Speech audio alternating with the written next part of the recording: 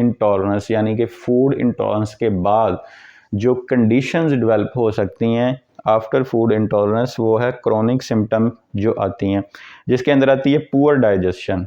Poor digestion लिखा तो मैंने भी ऐसे इजी है, बहुत सारे लोग भी लिख देते हैं, बुक्स में भी लिखा होता है पुअर फूड डाइजेशन, और हम लोग इसको समझते भी बड़ा नॉर्मल है कि जी पुअर डाइजेशन है, कोई बात नहीं। सबसे ख़तरनाक बात यही है, पुअर डाइजेशन सबसे डेंजरस तरीन इस दुनिया में चीज़ जो है वो पुअर डाइजेशन है। अगर आपकी पुअर डाइजेशन हो रही है, आप उसको नोटिस नहीं कर रहे, तो फ्यूचर आपका बर्बाद है, बीमारी आपको कोई ना कोई ले जाएगी।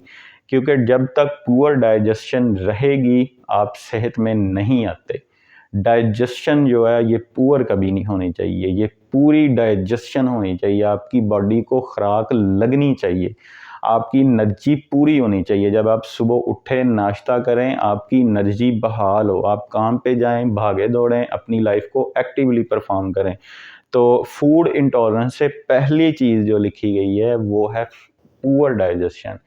तो पुअर डाइजेशन को मत लें इजी, इसको मत ऐसे आम सी बात समझें। पुअर डाइजेशन सब बीमारियों की मदर है, माँ है पुअर डाइजेशन सब बीमारियों की। तो पुअर डाइजेशन नहीं होने देनी, फूड इंटॉलरेंस नहीं आने देनी, पुअर डाइजेशन नहीं होने देनी। अगर पुअर डाइजेशन आपको होने लग जाती है तो फिर आप समझ लें कि आप किसी बीमारी के अंदर आने वाले हैं। 1 2 3 4 5 साल ज़्यादा से ज़्यादा गुजार लेंगे, लेकिन एक दिन बीमारी जो है आपको ले लेगी और बहुत ज़बरदस्त किस्म का आप पे हमला करेगी बीमारी। क्योंकि पुअर डाइजेशन की वजह से जो बॉडी की ज़रूरत थी, विटामिन्स, मिनरल्स, प्रोटीन, एंटीऑक्सीडेंट्स की और दूसरे जितने भी केमिकल्स की, वो कहीं ना कहीं रह गए हैं, मिले नहीं हैं। तो अब बीमारी को आप पे हमला करने का मौका मिलता है। तो फूड इंटॉलरेंस से आती है पुअर डाइजेशन। पुअर डाइजेशन से हमेशा ज़िंदगी में बचना है।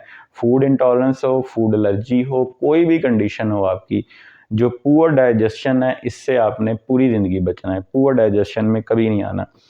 फिर बेली ब्लॉटिंग है, ये भी एक्चुअल पुअर डाइजेशन ही है। आपकी बेली जो है ब्लॉटिंग करती है, गैस जमा होती है, यही गैस फिर आपके ब्रेन को भी, बहुत सारे लोग कहते हैं ये मेरे पेट से गैस जो है ब्रेन को चलेगी। एक्चुअली डायरेक्ट गैस तो ब्रेन को नहीं जाती, लेकिन जो गट बैक्टीरिया है वो सिग्नल करते हैं दिमाग के साथ। अभी तक साइंस इसको इतना ही फाउंड कर सकी है, लेकिन साइंस ये ज़रूर बताती है कि आपके जो गट के बैक्टीरिया है वो आपके ब्रेन से सिग्नलिंग करते हैं। यानी इसको कहते हैं कि पेट के अंदर कोई मसला है, कोई अंदर प्रॉब्लम चल रहा है, तो ब्रेन जो है वो या इरिटेट होता है, मूड स्विंग होता है, गुस्सा आता है, बीपी शूट कर जाता है, कई किस्म की चीज़ें जो हैं वो इसके अंदर आ जाती हैं।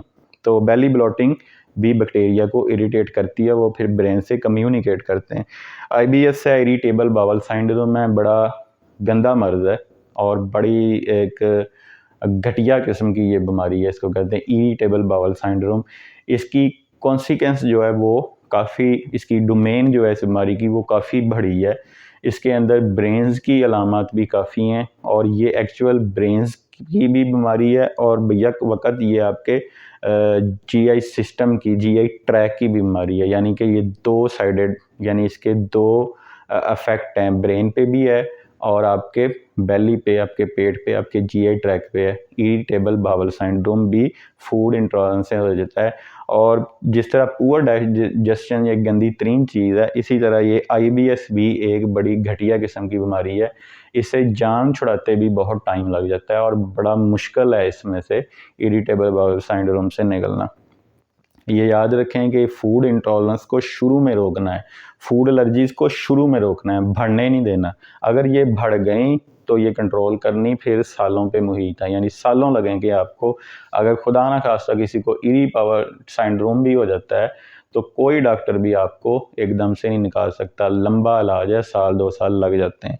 तो इरिटेबल बावल सिंड्रोम हो सकता है पुअर डाइजेशन से। इसके अलावा साइनस प्रॉब्लम्स आ जाते हैं, साइनस के प्रॉब्लम, सांस लेने के, नाक की एलर्जी, आँखों से पानी निकलना, आँखों में जलन होना, इस तरह की कई चीज़ें जो हैं वो साथ इन्वॉल्व हो जाएंगी। ये सारी बीमारियां बड़ी डेंजरस हैं, बड़ी मुश्किल हैं, बड़ी मुश्किल से रिकवर होती हैं।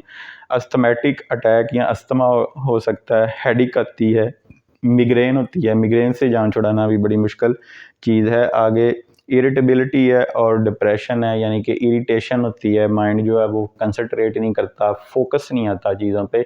ये सारी चीज़ें जो है ये फूड इंटॉलरेंस की वजह से डेवलप हो सकती हैं।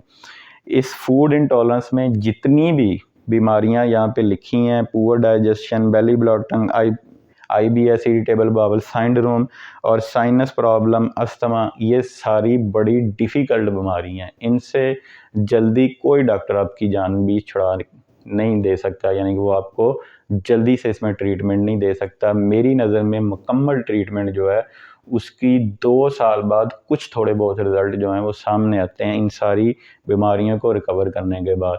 तो ये जब लग जाएँ तो इनसे जान छुड़ानी बड़ी मुश्किल है, बड़ा एक स्ट्रगल पीरियड से आप इसको कर सकते हैं कवर। तो पुअर डाइजेशन पे तवज्जो दें, कभी आपकी डाइजेशन पुअर नहीं होनी चाहिए, कभी आपका एनर्जी लेवल लो नहीं होना चाहिए, कभी आपको फूड इंटॉलरेंस नहीं आनी चाहिए। तो फूड इंटॉलरेंस के अंदर जो जब आपकी इम्यूनिटी अटैक करने लग जाती है बॉडी के ऊपर, तो उसको हम कहते हैं कि अब एलर्जी आ गई है, यानी एलर्जी हो गई है। तो ये जो फूड की एलर्जी है इसको हम इंशाल्लाह अगली वीडियो के अंदर डिस्कस करेंगे। तो आज का हमारा जो टॉपिक था वो था फूड इंटॉलरेंस का। ये तकरीबन काफ़ी हद तक मैंने कवर कर दिया है।